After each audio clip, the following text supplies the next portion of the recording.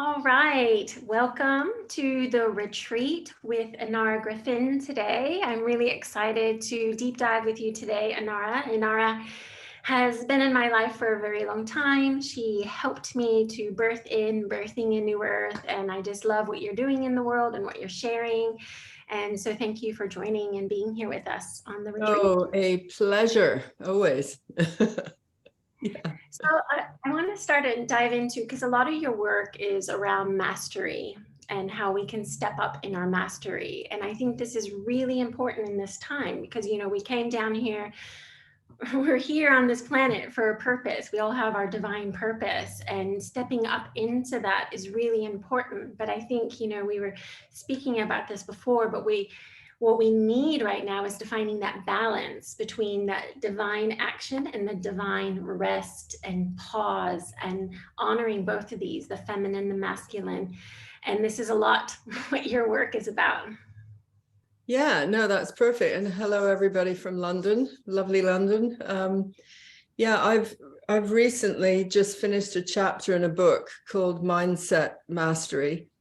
It's a collaboration of 12 authors, and it was a very interesting task to be assigned mindset mastery, because in the saying of that, it's an extremely masculine way of looking at things. And so there I was, and I will actually read you the very first. I couldn't work with mindset. So I'll just tell you what happened in the very first iteration of this thing. Writing the very first piece, I called it Soul Mastery, Luxury and Harmony with Nature. My name is Inarra Griffyn, and I teach the mastery that is found in nature. Inarra means shining light, a name that chose me when I chose a path of mastery. When teaching the mastery of nature, we're dealing with a contradiction. Nature doesn't have a mindset, yet I work with entrepreneurs to teach them about mastery of nature. To move into this realm, we must dispel the word mindset and improve it, transform it, and experience it. But this is not done with the mind. Instead, it's done with two threads of consciousness, one, the masculine, mastery, and the other, the feminine, mystery. And the mindset I refer to involves a practical application of knowledge to achieve a skill while surrendering to the mystery of your soul's calling. So that right there was the dilemma I was facing, because, you know, when you experience, and the interesting thing, I want to mention this as well. So when you learn about mastery, and then implied in that is that you are a master of something. There was a period in time in medieval Europe when people were given their credentials very early on. So say you're in a family of shoemakers, you, at the age of about 11 or 12, would be setting out for your entire life purpose of mastery by starting as the apprentice at about 12. And this rolls on, there's about 7 years at least of apprentice. And then you step into journeyman. And journeyman is a French term, it's medieval French term of journée, which means the day activity. What are you known as in your day? What do you define as work? They didn't have work at that time, right? They didn't have the concept of work.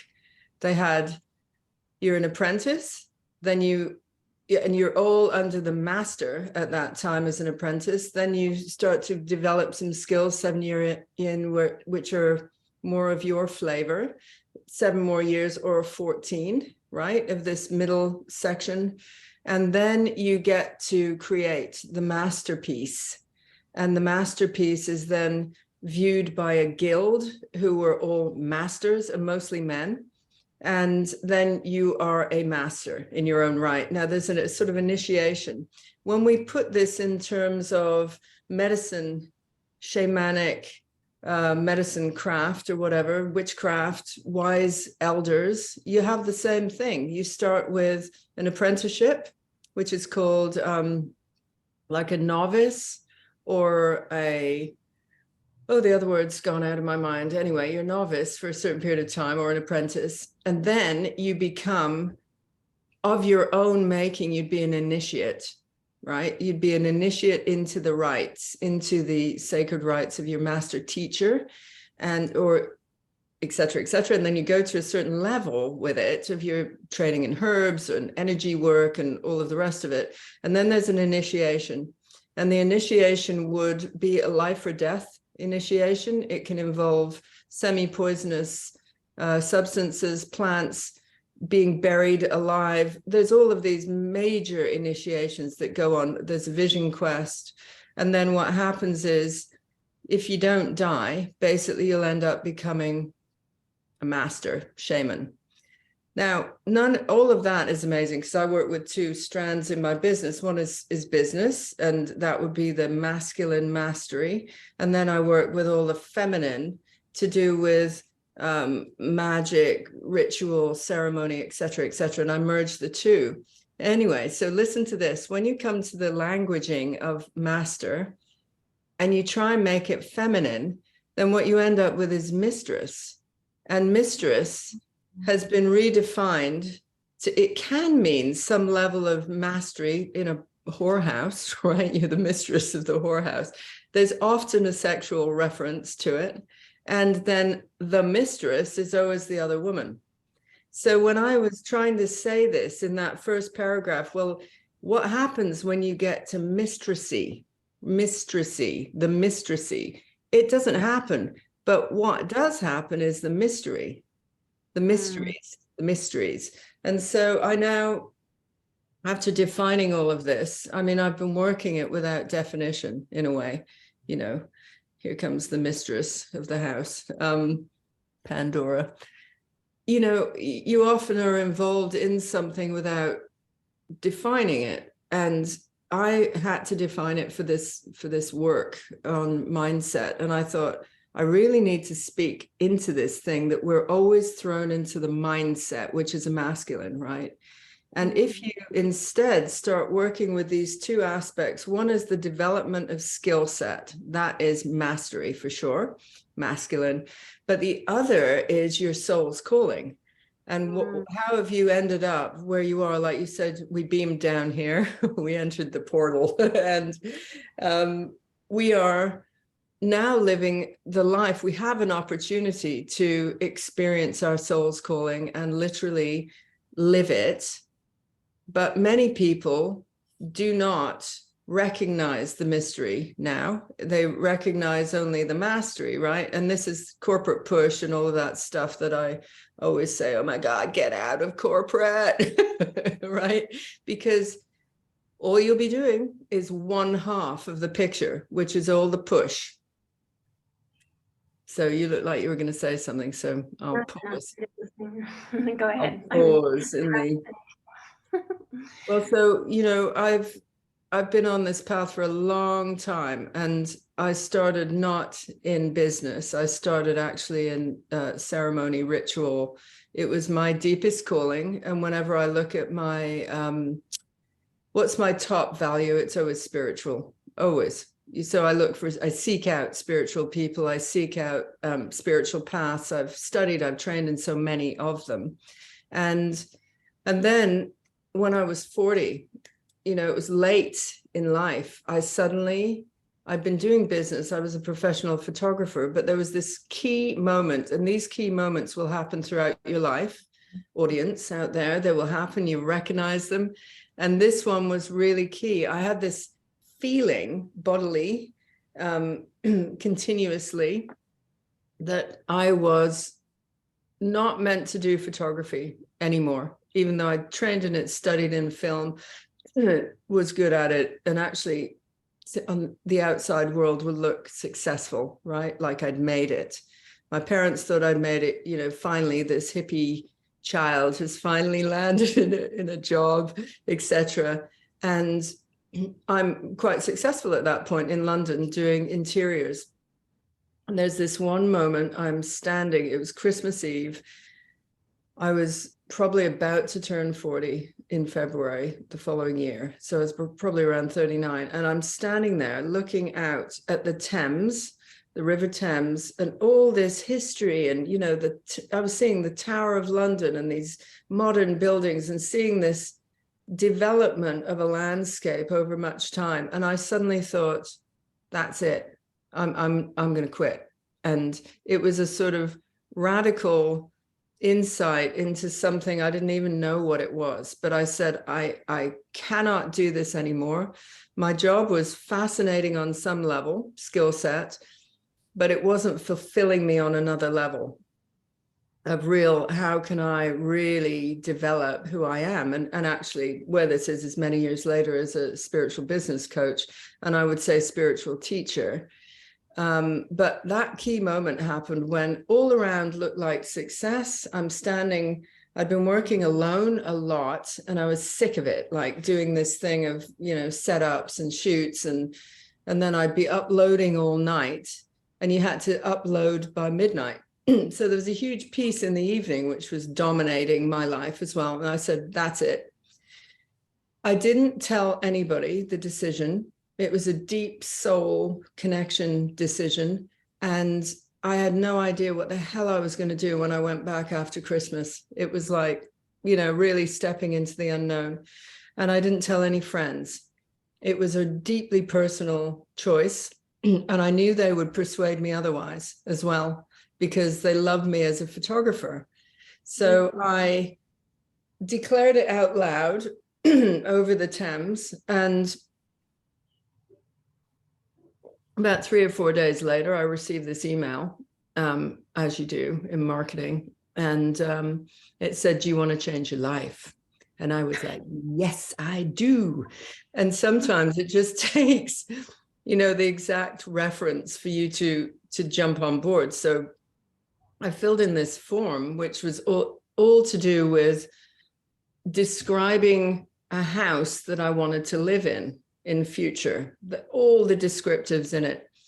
Then they called me back the next day. They were American, of course. And they said, we want to get you on a call because you've got all the attributes of an entrepreneur, you know, even through this little test that I did. And they were part of, it was called the Enlightened Millionaire Institute. And they wanted to create 1 million millionaires around the world who were giving back to the planet. So the key thing in this story, sorry about the throat, is that I trusted completely and utterly. I even trusted the slightly persuasive guy who was on the phone. I trusted him. I trusted me. I trusted the path. I trusted the feeling. I trusted the information, this massive sensation coming in, which is a lot of how I work with people now. You know, it's like, I'm always getting in to your feelings. Like, what do you really feel? Because in corporate, you can just be spinning out and you have no idea how you feel. You're just fighting fires. And so roll on, we had 4 choices, you know, and I got no idea what I was going to do. So I stepped into property. I studied it with them for 3 months. The homework at 3 months was go buy a property. I mean, it was hardcore. It was like, you know, and if you didn't, like, you failed, right? It's not fail exactly. I reframe fail even in mastery, that it's just a path not taken. However, in that instance, I would have had to drop out of the course. And I was just like, I just can't believe I'm up against this thing. Like, I have to go do this thing, right? And I did. I had to master the skill set. I had a call. He said, my coach at that time said, look, you've got all the information. You've studied this for 3 months. You ready? Like, let's go. Let's go. And I did. I went and bought a flat, and roll on 12 years later, that beginning of that, I'd done 23 projects, renovated 23 different projects, sometimes for other people. And I was sitting on a $10 million company. And that insight was not about money. It was not about money. It was about, okay, there's something very deep going on here that I need to acknowledge, change direction, etc. And then, you know, there's been so many of these moments, but that's a very dramatic one. That's the mystery. That's how mystery works. Yeah. Yeah, and I think that's so beautiful because it is like the surrender to the mystery, surrender to that the divinity within you, that inner guidance that's guiding you to the, you know, because we can't see our whole, you know, with our minds, we don't see the whole path that's laid out in front of us. And, you know, obviously we have free will choice along the way. So you were given an opportunity and you made the choice to surrender and trust a different path. And I think that's, you know, many people I speak to, it's a really hard thing to do, to surrender to that inner calling, you know. And we all, like you said before, we all come down with our divine purpose and what we're meant to be doing and sharing. And, you know, and then like you took quite a different path to get you to where you are today. And that's where a lot, you know, if we surrender, then the path will take us different places. But that's so important. That's the feminine aspect, you know, like you said, that's the feminine surrender, and then letting the mind, you know, that the play between the heart and the mind guide us, but not the mind guiding us, the heart. Yeah, exactly. And so now if you you know, another thing that I say is think about the last day that you have on earth. And if you look back at your life from that perspective, are there any regrets? That will tell you right now where you're off, like where you're off track, because, you know, really, this was the thing for me, that I'm a very, I would say, unusual case. For the reason that I have become a different kind of role model for women and men, is because I've done a multitude of different things well. Normally, we don't have that model. And I could feel that screaming within me at a very early stage, that I'm not going to just be this one thing, and I'm not going to just study that thing and do that thing. When I have the feelings that it's time to move or shift, I do. And I go into ceremony, and I go into all the other paths that support the mysteries. And I've walked away from enormous businesses before. I've pumped money into it. I've done all the things that you say, just stick with it, just keep going, just whatever. I was involved with a green light bulb at one point, and, you know, but it just wasn't me. I support green energy. I support all of the concept of it, but it's not me as a skill set sitting there being a light bulb marketer or whatever. And so I put a lot of money into it, and then I just left it. And that's okay. It's okay to change your mind. And the one thing that I would say about that is, I hear there's a bit of spiritual BS that goes on in spiritual communities. So when I work with people, well, I've got a recipe for mastery, actually, which, if your people want that, I'm very happy to give it. But one of the first key things is, when you know you're at the level of mastery, you just know. It's just like that. It, you know, there's no qualifier for that. You know.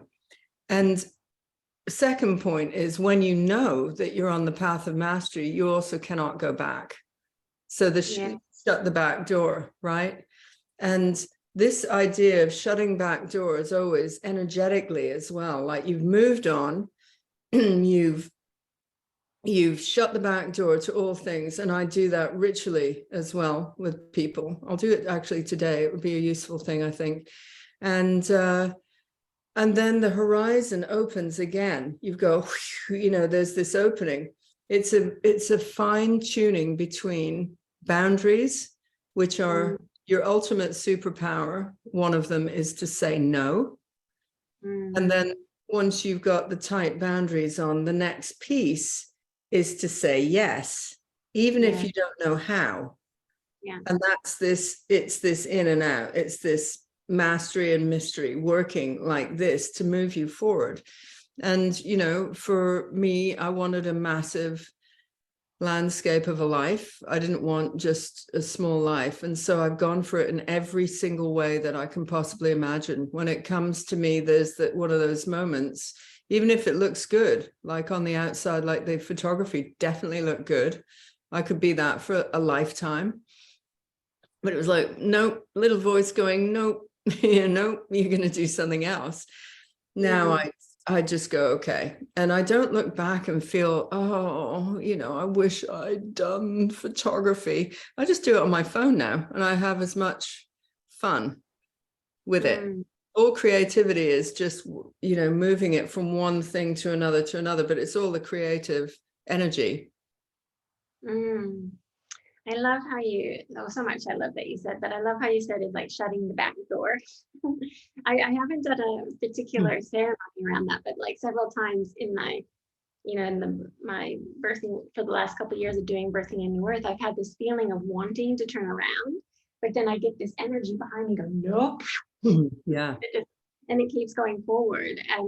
And so then I think, like you said, but then that openness and that to saying yes, and then that surrender to letting the path unfold in front of you, it's like having the big picture, but then taking the steps that to get you there, and then just saying yes and let the magic come, I think is really, really valuable. And something I would like you to expand on is because sometimes we have these moments, but then that's the fear and the things that are going to hold us back from making those choices. And so it's like, how do you help your clients like to see the fear but then choose differently, and to keep choosing themselves and choosing their path and their purpose? Well, I really move into feelings big time, and the women that I'm working with, I am working with some men too. So I always work with like 90% women and a few good men. And I'm really interested in this because, the title of the programs that I'm running is 11 Queens and 11 Kings Mastery Program. And I do the spring rise through the growth cycle, because I use the moons, the sun, the seasons to work with business, and I use the descending cycle that we're in right now in our world to map out dissemination of information, like leaves flowing off trees. So it's a sales cycle and the ceremonies that go down with that. And I always ask them, how do you feel? The people I'm working with are big players, so they have big visions. They want to have impact on the planet. They want money. They want a luxury lifestyle, really. They think that's what they want. Ultimately, that's not true. They actually want really to feel amazing, like everything's taken care of and they can have full expression, really. But, these targets come up around big money and whatever. And when I get them into a space of real deep connection, which we can do in a minute, I'll do it with you. I will do the work that I do to remove the obstacles that you'll have, because you won't usually know how to move on, right? There's all this old, it just comes at you like this horrible fear. And it will be something that's probably set up when you're 6. As an identifier, something that you were in the family, some kind of whatever. And so you can't get a hold of it. It's not rational. It's not mind. It's just blatant, that electric energy of fear coming at you. So the main thing is working closely with the nervous system, working with symbolic ways to remove this thing, and developing instead different allies. So I actually think that would be the most useful thing to do today. But the presence of your queen, as you start to step into this role of queen, and I don't mean your queen, I mean like queen archetype, right? Like, what is your queen archetype? How do you see yourself as this mythical, progressive avatar that you would never have any problems, right? You'd always be able to figure it out. That's what the queen or the king archetype is. And we look at, what are your elements? What is your operating system? Who are your allies? That's a long process that I do spring or autumn. We do the dark king and the dark queen in the autumn. But you will feel it. And when I actually speak to women who I've done the work on, and I get them into that phase, and I ask a question to them as their ordinary self, they'll have very different answers. It's all cautious and, ooh, you know, and let's hold on to the money and not sure if it's safe to spend any, and then like this. When you speak to Queen, it's like, it's yes. And the energy is completely different. And so they make quantum leaps in their business and in their mindset and in their soul mastery and all of it. And in the mysteries, they just are willing to step forward. Ultimately, it's like nothing's going to happen. What's going to happen? I often go there, like, what are you, a bag lady on the street? You know, what's your fear? You're in an insane asylum, you're homeless, you're unloved, nobody loves you, etc. Well, let's go there. We do that. But then after that, it's like, and often I go, oh no, let's go a little bit further with that. What's the worst? You're a bag lady, you smell, you urinate, everybody hates you, nobody's interested in you, you're just a wretch on the street that dies that way. So I extend it much further, like, let's go there. Okay, you're a crazy person in an asylum, you're dribbling, let's do it. And when you get to the level of that, people will laugh. They're like, oh my God, what the hell was I thinking? It's like, yeah, well, bring some humor into it. And then let's move forward, because, you know, forward can be sideways, backwards, whatever, but let's move. Let's not just sit here clenching the buttocks and saying, oh, I can't spend that money, or I might, you know, be judged for this, or I'm not good enough, or I have no time. And all of that just dissolves. Yeah. Oh, it's so true. I love that. Before we go into the activation and meditation, I would love to talk, because I think it's so beautiful what you do in talking about cycles and being nature, you know, mastering nature. That's, you know, kind of what, as well as like the retreat, you know, we're not always in the doing and the, you know, the phase. And I know for many, even in the world of trying to help and make the world a better place, there's like this sense of urgency that we have to do and be out there, but that's actually also harmful to not have that balance like nature. And I think that's a big piece that you speak into. So are you asking a question there? Yeah, if you can just share more about, you know, what you teach in that, and, you know, how you teach the cycles, and, you know, the times for retreat and the times for doing. I think that's, could you go elaborate more on that? Oh, okay, sure. Yeah, there's so I really, because I was trained in Wicca as one of my central paths in shamanic work, if you like, or wisecraft, the whole of the wheel of the year is what we're trained in ritual with. So, you know, and I've been doing this, initiating men and women into a Wiccan path or a shamanic path for about 30 years now. So I've been doing it a long time. And there's an essence of you. The essence of you will naturally be attuned to certain cycles, which are peak, and certain cycles which are not peak. So I peak in the autumn. I know that about myself. You will know where you peak.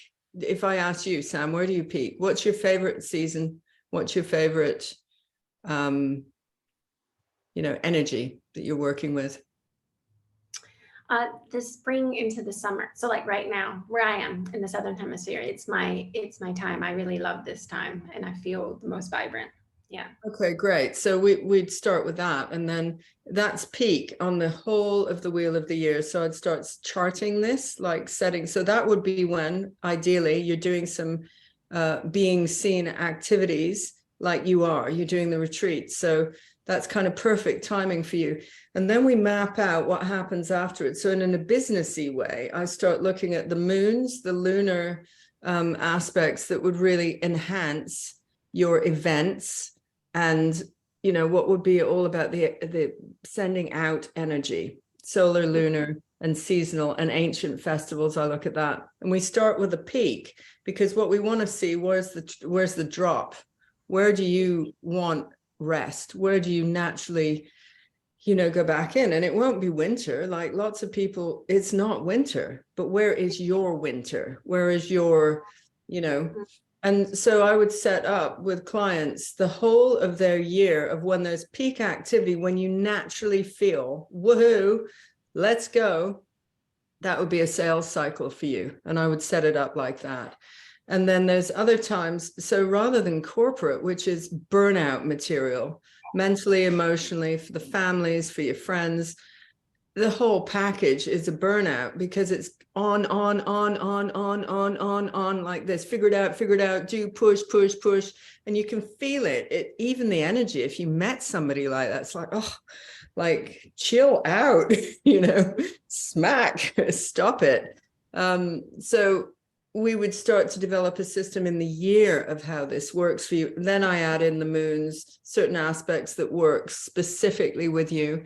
And we would map a map of how to develop. So you're imagining we're working with peak experience of visibility, being seen, sending out your biggest, strongest messages. And there will be marketing that goes after that. And then there's rest to experience what just happened. Yeah. Ask yourself, how do you feel about that? And often when you've done things, you feel really good. But you need the time to, recalibrate, reinvent, see what did and didn't work. You're not just like blasting like dynamite all year round. Right. And then it's a recalibration, and then we would be moving up towards another sales cycle of something. But I think the ones that some people are very fast in their sales, like they're like a sort of spiral all year round like this. I know one entrepreneur who's very much like that, constantly coming up with different ideas, boom. But how does she maintain that energy? Because there's a lull, and maybe she's got enough money to get other people to pay to carry that piece, right? So she can withdraw. She gets her energy back very fast, and she's back on with a different product, woo, like this all the way around the year. But for some of you, you just need one, boom, like this. Some of you, ideally, what I say is 4. Yeah. So there's this quarterly energetic, and it doesn't mean quarterly as in corporate. I mean, like we find your peak and then we work it round like that. So we want to see where are the 4 peak moments. And that I think is a very, very good business structure. Yeah. Yeah, it makes so much sense. And I think that's just so, with it, whatever we're doing in, with business, but then also within our lives, and just finding the moments where we need to carve out those rest times, and so important. So shall we do a little activation?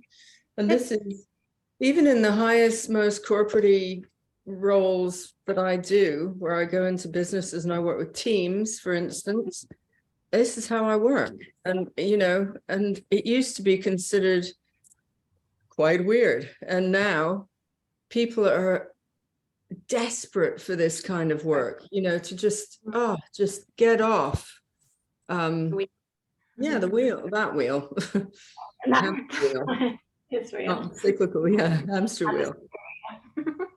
Yeah. So let's do something. So this is what I want to do is give you a first sense of the kind of queen work I work with, or if you're a man, king, or if you're in between, or you want to be something else, be that. Whatever works for you.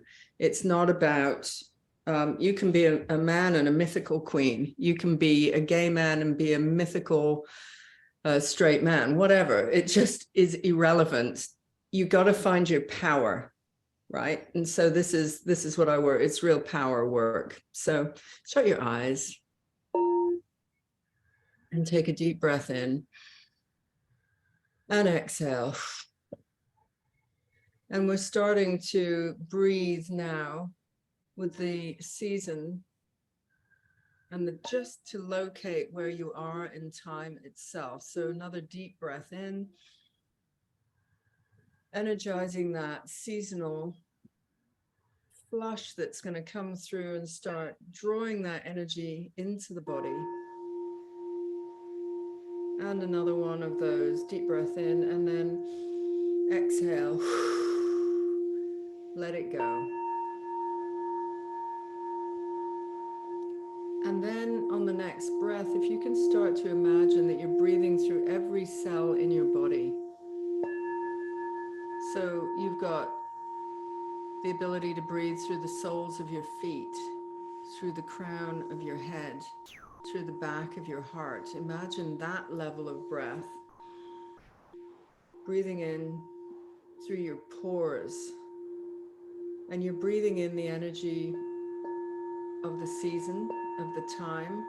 We are on our way up to one of the most important lunar events next week. So we're on a rise. We're on a waxing moon rise right now. And even if you see it, this video, any time in the year, that's the energetic of this video.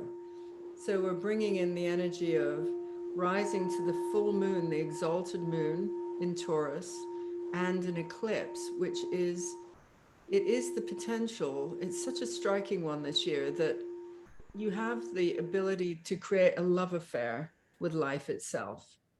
So imagine that as you're breathing in that concept, a love affair with life itself.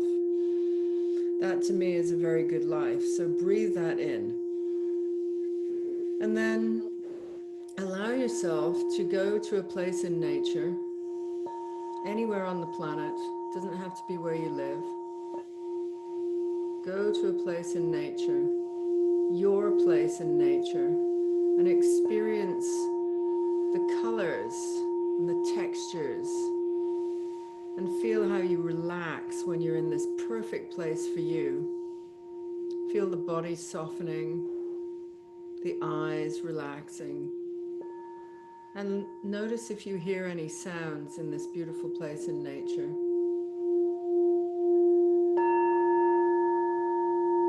And notice if you pick up any scent.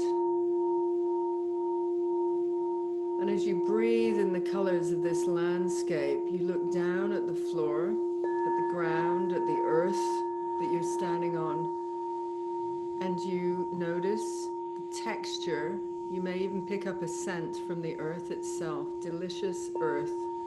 And there's a breeze that moves your hair, moves along the back of the body.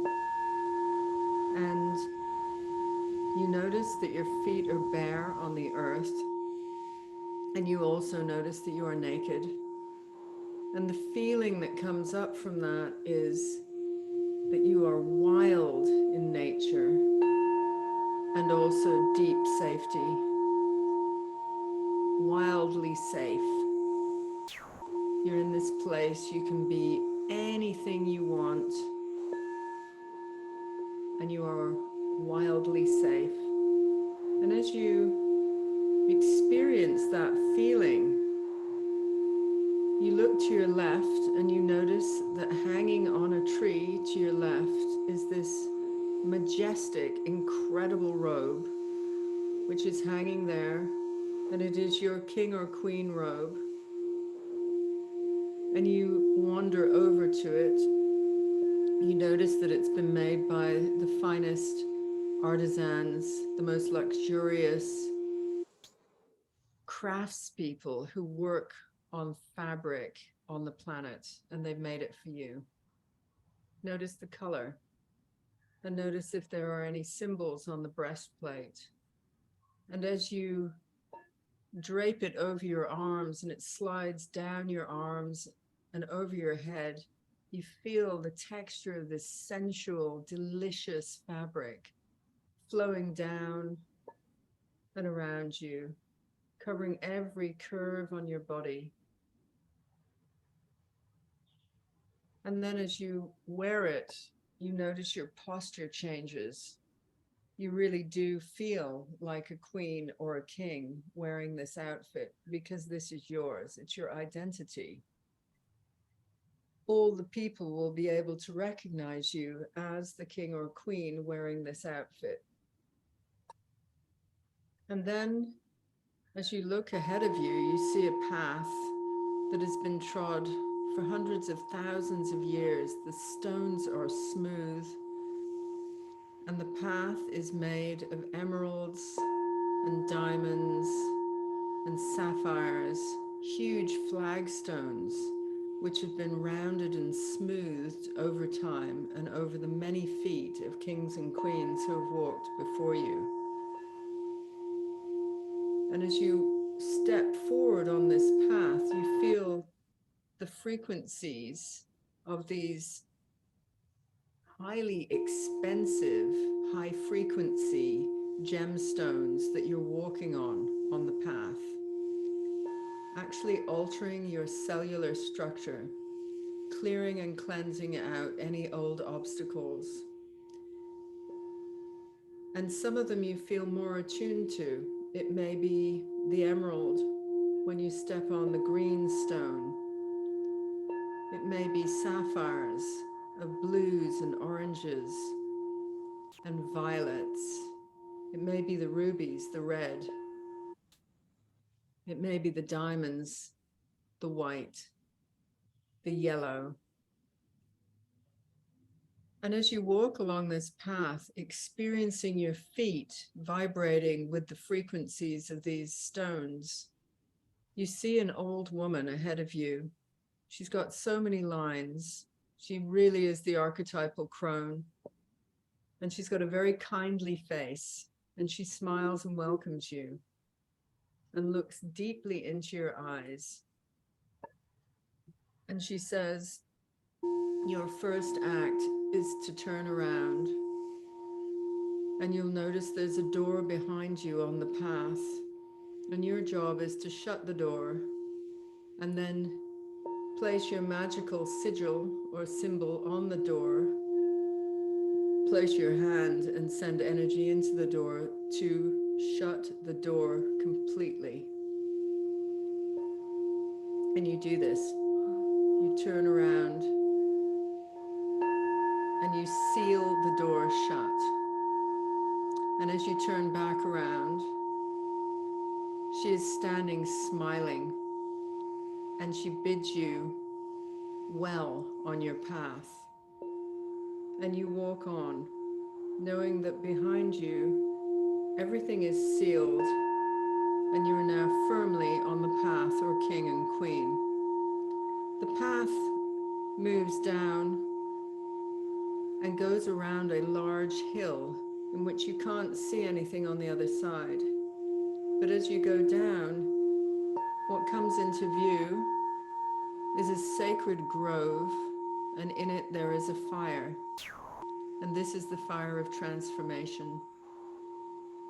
You are met by the guardian of this place, who is your ally, and who wants the very best for you.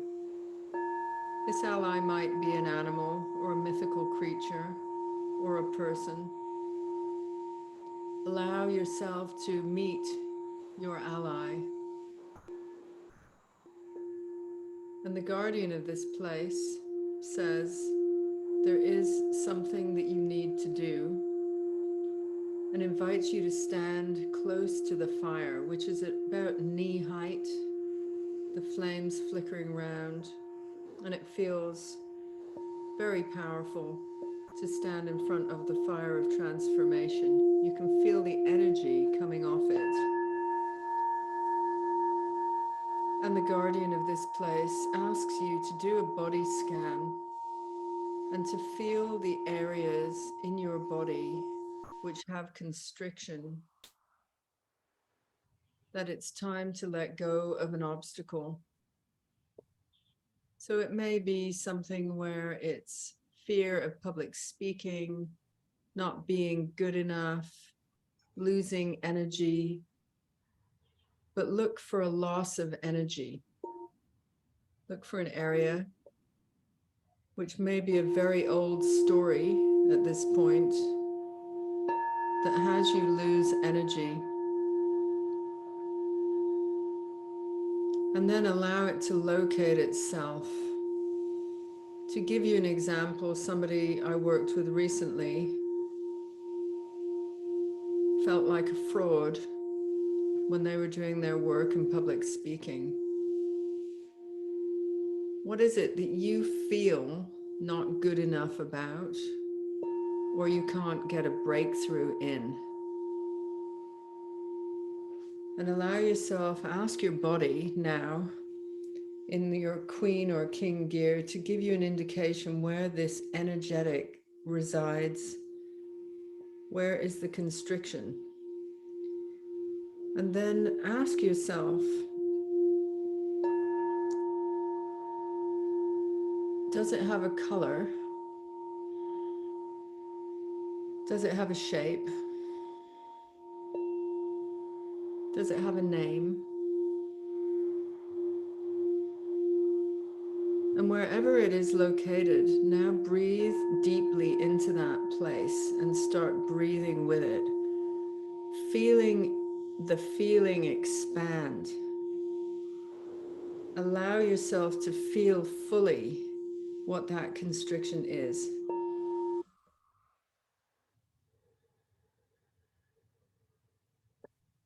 Allow yourself to feel the discomfort. It may be something that you avoid. Instead, expand it. Dwell in it. Allow yourself to experience it fully as a sticky, cloying energy.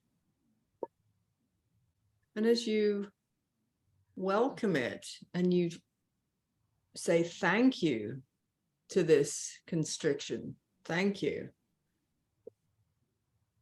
We're going to ask the constriction now, did it have a purpose in having you behave a certain way or feel a certain feeling? Did it have a purpose? And ask it directly and listen for the answer.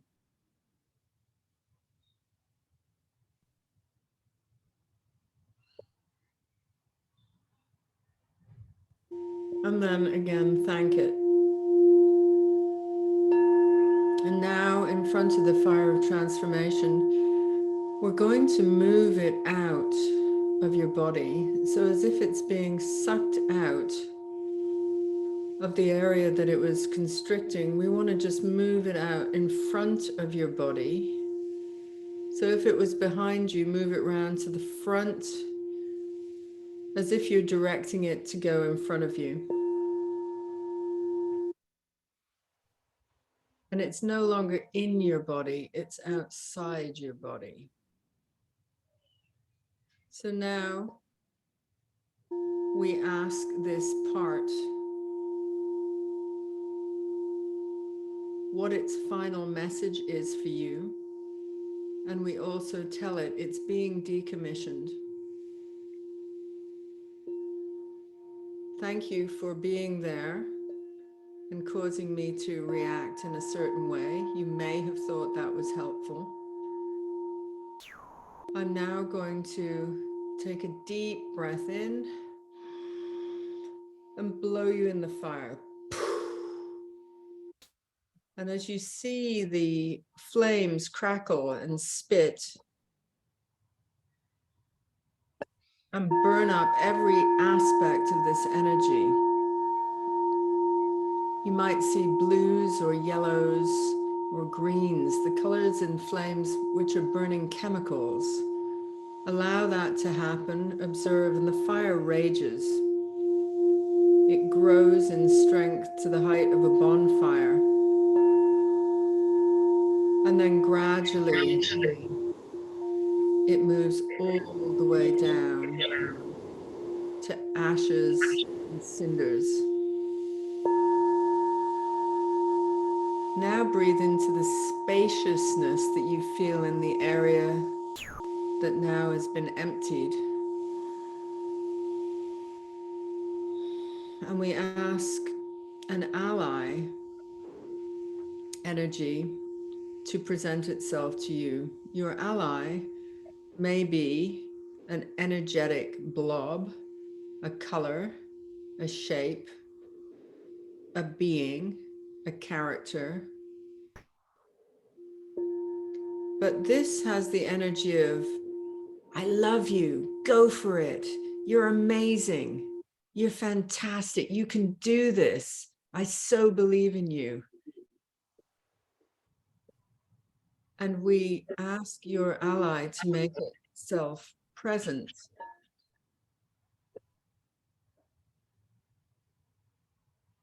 And then we invite the ally, we give it the job to now control the area that the previous constriction did. So allow that to happen, allow the ally to merge into the space that was previously occupied by the constriction. Breathe it in. And feel how you feel when you fill this space with this ally energy who will only support you with the best life, the best you. And as it flows in now, the guardian of this place asks you to do one last thing. And this is you will feel no pain.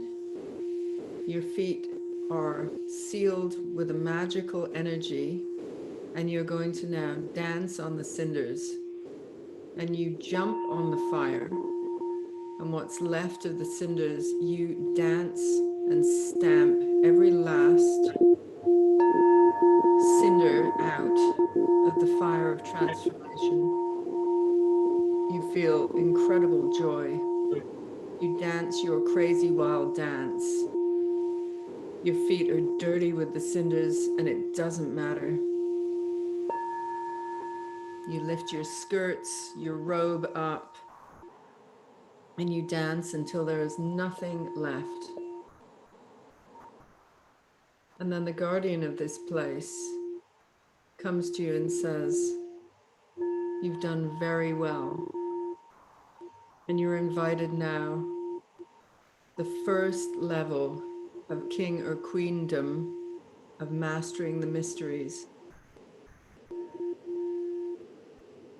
Allow yourself now to keep your eyes shut, but start to rub your palms together,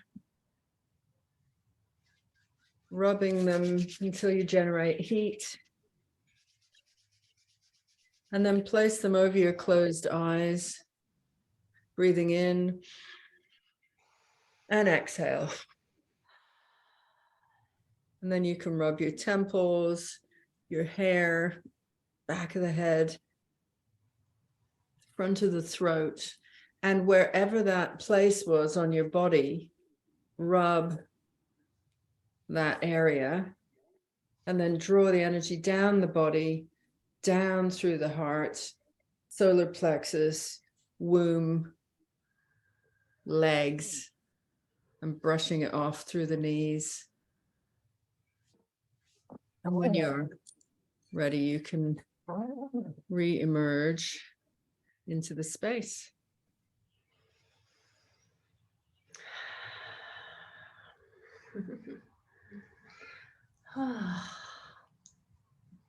Amazing.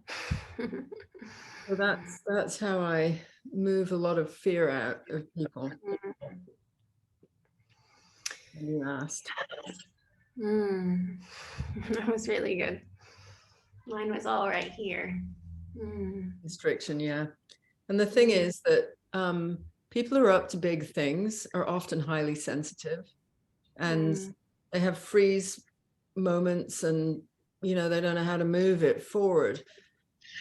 And I don't believe in like beating people up to get them to move forward. Like you should, it's like, imagine beating a horse, whipping it to make it move forward. I'm all about love and stroking that horse, and let's move the energy out of you and all of this. And so it develops a high level of trust that people then have this, I can do this. Actually, I can do this. And there's nothing you can't do. You just need access to be able to step up to the next level of whatever it is that you're up to. Yeah. What color was your robe? It was like this kind of cream white, silky with like a feather, kind of not feathers, but some kind of soft material right here. And it was, yeah. Fluffy feminine. Mm. Yeah. So this archetype I'd then work with on many layers. Some of it's pure, this kind of work, you know, very magical work. But then also when people are doing big things like, say, that it's public speaking, which is very scary for a lot of people, I get them to do an exercise so they are in queen mode, you know, totally different energy than you mode. Yeah. You functioning at a high level, and that you go into your difficult meeting or speaking to team or firing somebody or whatever it is as the queen. Mm. You know, and it's so much easier. Shifts it like just when you channel the archetype. Yeah. Yeah. And then you become very attuned with where you're losing power, and then power. And power is really what I work with a lot. And it doesn't really need to be said that it's not power over, but I'm saying that anyway, for those of you who are triggered by the word power. It's not about power over somebody else. It's your power. But some of it you won't show because of the shame, hidden agendas. I'm hiding. I don't want people to know that I'm scared or whatever. When we start working like this, you're shifting a whole ton of stuff and then drawing in the yeses of your life and just going, I'll figure it out. I'll figure it out. Yeah. Beautiful. I love you, Inarra. Thank you so much. You.